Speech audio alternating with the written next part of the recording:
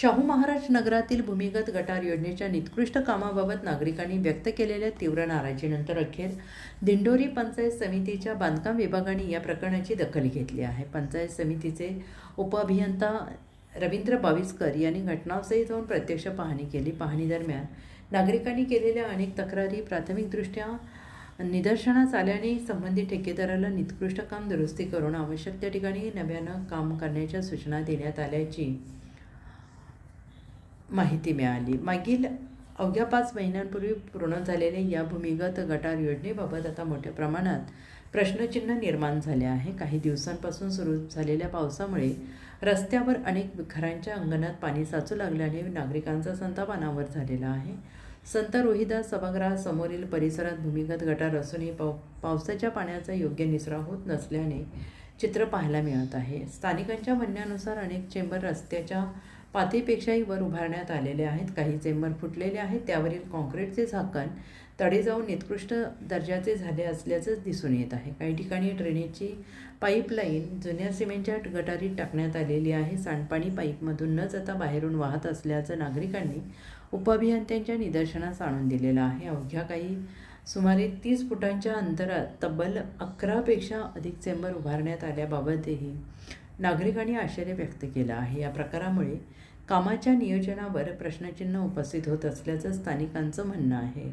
या पाहणी दरम्यान परिसरातील महिलांनी उपअभियंता रवींद्र बाविस्कर यांच्यासमोर तीव्र नाराजी व्यक्त करत पावसाळ्यात होणाऱ्या गैरसोयींचा पाढाच वाचला आहे। घरासमोर साचणारे पाणी, दुर्गंधी आणि निकृष्ट कामामुळे निर्माण झालेल्या अडचणींची माहिती त्यांनी अधिकाऱ्यांना दिली आणि यावेळी संबंधित ठेकेदार कवी शर्मा हे उपस्थित होते। पाहणी दरम्यान उपअभियंता बाविस्कर यांनी निकृष्ट दर्जाचे पाईप काढून टाकणे, आवश्यक त्या ठिकाणी संपूर्ण पाईपलाईन नव्यानं टाकणे, सर्व दोषपूर्ण चेंबर नव्याने बांधण्याच्या कडक सूचना ठेकेदाराला दिल्याचे सांगण्यात आले। त्यावर ठेकेदाराने काम करून देण्याची तयारी दर्शवली। मात्र यापूर्वी निकृष्ट दर्जाचे काम झाल्याचा अनुभव असल्याने स्थानिक नागरिकांनी ठेकेदाराच्या आश्वासनाबाबत साशंकता व्यक्त केली।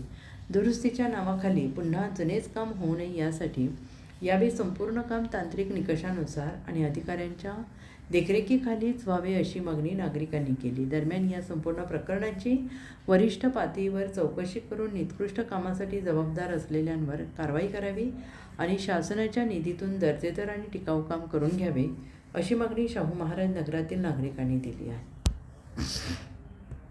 नाही माहितीये का, सारा संडास बाथरूमचा पाणी सुटतो, सारा वास येतो, दरवाजा लावून आम्ही जेवायला बसतो। साऱ्या बाया सांगतील वाटलं असतं, त्याशिवाय संडास जर धुतली ना तर पावड्याने वडाव अशी घाण चालती पुढून, तरी आम्ही राहू राहिलो, कारण आम्हाला घराची सोय नाही म्हणून राहू राहिलो।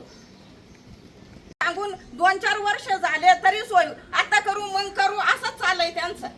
आता होईल 6 महिन्यात, आता होईल मजुरी होईल, मग करू, पण काही होत नाही। त्याच्यामुळे आम्ही त्या वासामध्येच बसतो। पाहुणे जर आले ना आमच्या इकडं तर ते सांगतात तुम्ही जेवण कसं काय करत्या। आता या पावसाचा दिवस आहे, थोडा वास कमी, पण ऊन जर पडायला लागला ना तर लय वास सुटतो।